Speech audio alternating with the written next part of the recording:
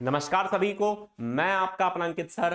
प्यारे बच्चों, नीट 2024 का जब से कल से रिजल्ट आया है तब से पूरे देश में बौखलाहट मची हुई है। और आखिर ये बौखलाहट क्यों है, क्या है पूरा मामला, क्या है पूरा स्कैम, इस वीडियो में मैं आपको पूरा मामला अच्छी तरह से समझाऊंगा और सबूत दूंगा कि कैसे एनटीए इसमें गलत है।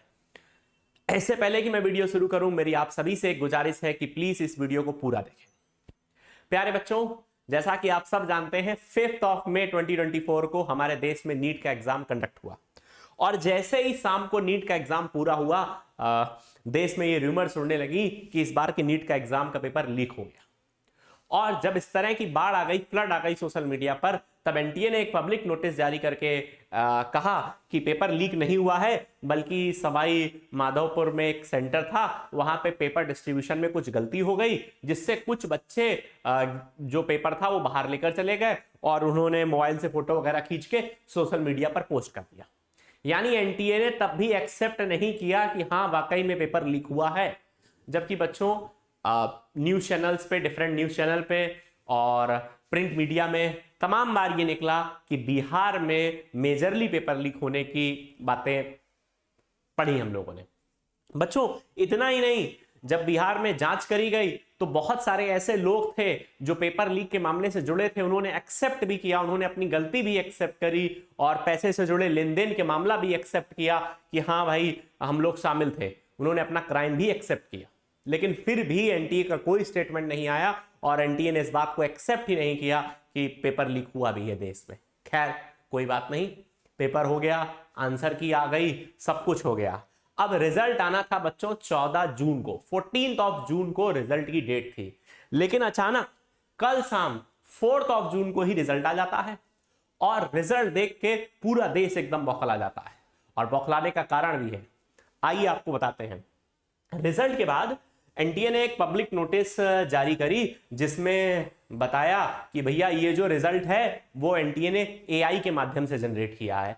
अगर ऐसा रिजल्ट एआई के माध्यम से जनरेट किया है तो हम लोग प्लीज एनटीए से रिक्वेस्ट करना चाहेंगे कि कृपया करके आप एआई वगैरह का यूज ना ही करें तो ज्यादा उचित होगा।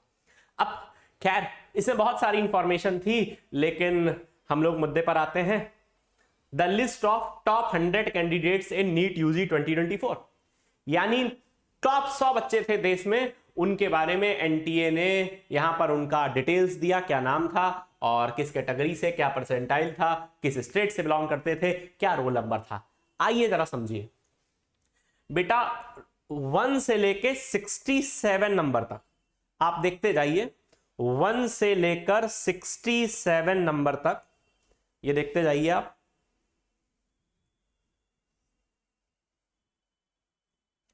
बेटा 1 से लेकर 67 नंबर तक, सीरियल नंबर तक रैंक 1 है, रैंक 1 है। आप मेरी बात समझिए, यानी कि इस बार देश में 67 ऐसे बच्चे थे जिन्होंने 720 में 720 मार्क्स स्कोर किए। और आप देखिए 1 से लेकर 67 तक ऐसे बच्चे थे जिनका पूरा स्कोर 720 आउट ऑफ 720 था। अब अगर सभी बच्चों का 720 है, इसलिए एनटीए ने सभी को रैंक 1 दे दी, यानी 67 बच्चों की रैंक 1 थी। और सबकी परसेंटाइल भी देखिए, 99.997129, 99.997129, 99.997129, यही सेम परसेंटाइल थी बच्चों की। तो अब यहां से एक दर्द खड़ा होता है, यहां से एक दर्द होता है। किसी भी कंपटीशन में पहली बार ऐसा हुआ है कि 67 बच्चे हो, या नीट के इतिहास में भी ये पहली बार ऐसा हुआ। आज तक कभी किसी कंपटीशन में ऐसा नहीं हुआ कि 67 बच्चे हो, मतलब लगभग 70 बच्चे हो जिन्होंने पूरा का पूरा स्कोर कर दिया हो। ठीक, ये कैसे संभव है? और अगर ये संभव है तो आप जरा इसका इंपैक्ट समझिए कि क्या इसका इंपैक्ट होगा।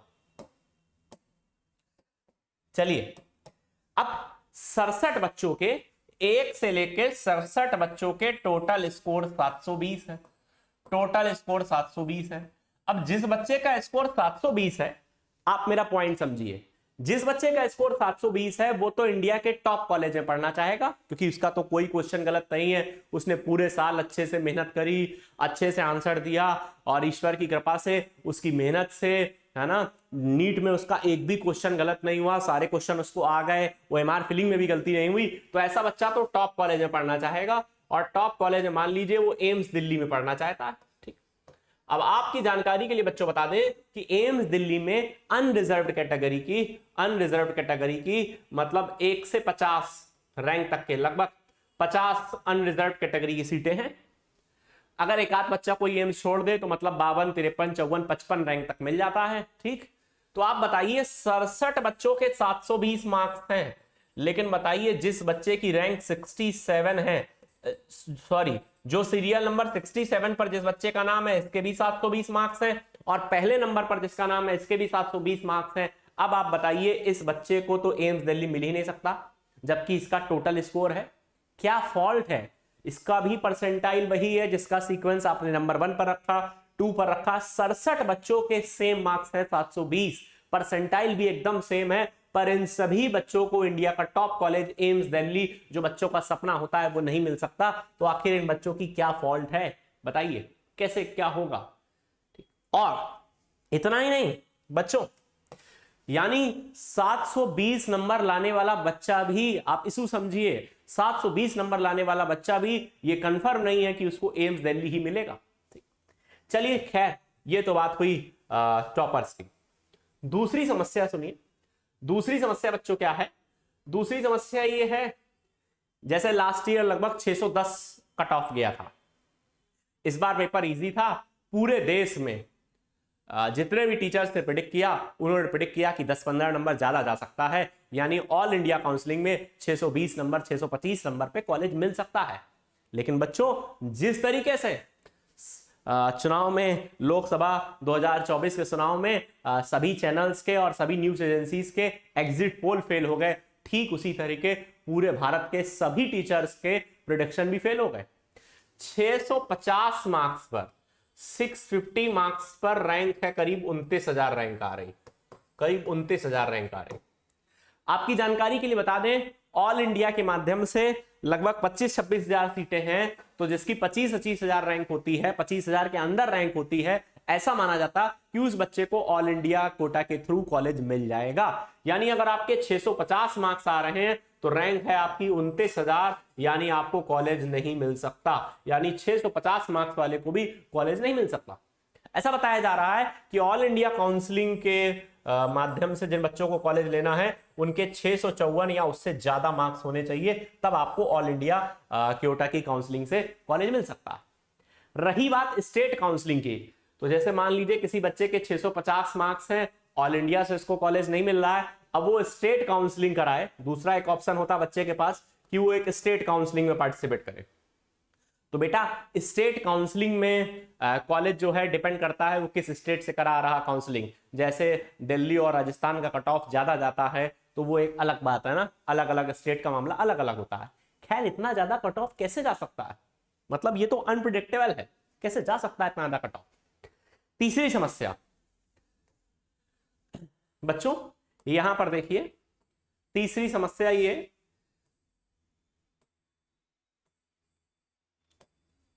आप देखिए सीक्वेंस नंबर 62 से जो रोल नंबर है या एप्लीकेशन नंबर है, रोल नंबर जो है 2307010168, 62 से लेकर बेटा 69 तक, 1 2 3 4 5 6 7 8, ये आठों बच्चों का स्टार्टिंग का बस रोल नंबर एकदम सेम है, बस लास्ट के डेट चेंज हो रहे हैं। जैसे इसका 168 है, इसका 333 है, इसका 403 है, इसका 460 है, इसका 178 है, इसका 037 है। यानी बेटा रोल नंबर के हिसाब से पता चल रहा है कि ये बच्चे एक ही सेंटर के हैं। तो 8 बच्चे एक ही सेंटर के, 8 बच्चे एक ही सेंटर के कैसे मतलब टॉप कर सकते हैं, जिनकी रैंक 1 है ना, 8 बच्चे कैसे एक ही सेंटर के टॉप में कर सकते हैं। ठीक, अब अगर हम इन 8 बच्चों को देखें तो ज्यादातर हरियाणा से हैं, ये 2 हरियाणा से हैं, ये देखिए दिल्ली से, हरियाणा, राजस्थान।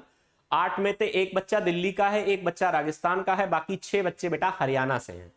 और तो आप जानते हैं दिल्ली वगैरह भी पास में ही हरियाणा के, तो हो सकता है बच्चा दिल्ली का रहने वाला हो और उसने हरियाणा पर पेपर दिया हो, तो यानी हरियाणा के किसी सेंटर पर भी कुछ मामला, कुछ घपला है।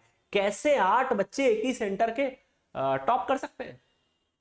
तो बच्चों कुल मिलाकर रिजल्ट में पक्का ही कोई गड़बड़ी हुई है। ठीक, और अंतिम में मैं एक बात और पूछना चाहता हूं एनटीए से, जब रिजल्ट 14 जून को अनाउंस होना था तो आखिर क्या जल्दी पड़ी थी कि 4 जून को रिजल्ट अनाउंस कर दिया गया, है ना। 4 जून को शायद आपने इसलिए अनाउंस कर दिया कि देश में उस दिन इलेक्शन का रिजल्ट आ रहा है और इलेक्शन की खबरों के पीछे ये जो खबर है, ये जो इस तरह की गड़बड़ियां हैं, ये छुप जाएंगी या लोग नहीं पकड़ पाएंगे। ठीक है ना, तो मुझे ऐसा लगता है हम सभी टीचर्स भी लगातार रिक्वेस्ट कर रहे हैं, बच्चे भी रिक्वेस्ट कर रहे हैं कि क्या है आखिर, ऐसा क्यों हुआ। अगर आपसे कोई गड़बड़ी हुई है तो उसको एक्सेप्ट करें, दोबारा रिजल्ट सही जनरेट हो सकता है तो उसको सही जनरेट करें। अगर पेपर लीक का मामला है, मतलब पेपर लीक का मामला है, आपको पकड़ में आ गया कि बल्क में पेपर लीक हुआ है ना, साबित हो गया जब ये पेपर लीक हुआ है, तो फिर आप रीनीट भी करा सकते हैं, है ना। लेकिन पूरे भारत के जितने भी मेडिकल कॉलेज हैं उसमें एक भी बच्चा गलत तरीके से मेडिकल कॉलेज में नहीं जाना चाहिए। सारे बच्चे एकदम ट्रांसपेरेंट, हमारा कहना इतना ही है, सारे बच्चे एकदम ट्रांसपेरेंट तरीके से, फेयर तरीके से कॉलेजेस में जाने चाहिए। कैसे बच्चों का विश्वास रहेगा, कैसे बच्चे मेहनत करेंगे, आने वाले जो एस्पिरेंट्स हैं उनको मेहनत करने के लिए हम लोग कैसे मोटिवेट कर पाएंगे ना। पढ़ने लिखने का कोई फायदा ही नहीं रह जाएगा जब इस तरह का रिजल्ट आएगा। 720 नंबर वाला बच्चा एम्स नहीं पाएगा, 650 नंबर वाला बच्चा ऑल इंडिया कोटा से कॉलेज नहीं पाएगा, तो क्या मतलब है फिर, है ना। इसलिए हम सभी लोग रिक्वेस्ट करते हैं एनटीए से कि पूरे मामले पर एक पब्लिक नोटिस जारी करे और अपना स्टेटमेंट क्लियर करे कि आखिर कैसे हुआ, ये जो भी गड़बड़ी है ये कैसे हुई, ऐसा हो ही नहीं सकता। अच्छा, एक इशू और, 718 719 मार्क्स भी आ रहे थे, इससे रिलेटेड मैंने एक वीडियो आज सुबह ही अपलोड करी है इस चैनल पर। तो 718 और 719 मार्क्स पर एनटीए ने ट्वीट करके बताया कि हमने एक नॉर्मलाइजेशन फॉर्मूला अपनाया है जो कोर्ट ने किसी जजमेंट में लगाया था, 13 जून 2018 के किसी जजमेंट में लगाया था। तो भैया नॉर्मलाइजेशन फॉर्मूला कितने बच्चों पर लागू हुआ, कितने बच्चों पर लागू हुआ, है ना। ठीक, तो बहुत सारी समस्याएं इस रिजल्ट में, प्लीज इसको क्लियर किया जाए। और अगर गड़बड़ी वाकई में हकीकत में है तो गलती एक्सेप्ट करके रीनीट कराने में कुछ नहीं जाता। आखिर ये 25 लाख बच्चों के भविष्य का सवाल है। मैं बार बार कह रहा हूं, हर एक बच्चा ट्रांसपेरेंट तरीके से, फेयर तरीके से कॉलेज में जाना चाहिए, ऐसे नहीं जाना चाहिए, है ना। तो बच्चों आप सभी परेशान ना हो, हम सभी लोग आपके साथ हैं और हम लोग इतना तो कर ही सकते हैं कि सोशल मीडिया पर अपनी वॉइस रेज करें ताकि हमारे देश में जो अपेक्स संस्थाएं हैं उन तक ये बात पहुंचे और फिर इस मामले का कुछ ना कुछ रिजल्ट आए। दिस इज ऑल बच्चों, और भी कोई अपडेट होगा नीट से रिलेटेड तो हम लोग इस चैनल पर जरूर शेयर करेंगे। अगर आप नए हैं हमारे इस चैनल पर तो इस चैनल को सब्सक्राइब कर लें। दिस इज ऑल, मैंने कम समय में आपको पूरा मामला क्या है बताया, क्या क्या दिक्कतें हैं इस रिजल्ट में, सब कुछ आपको क्लियर किया। This is all, thank you everyone, जय हिंद बच्चों।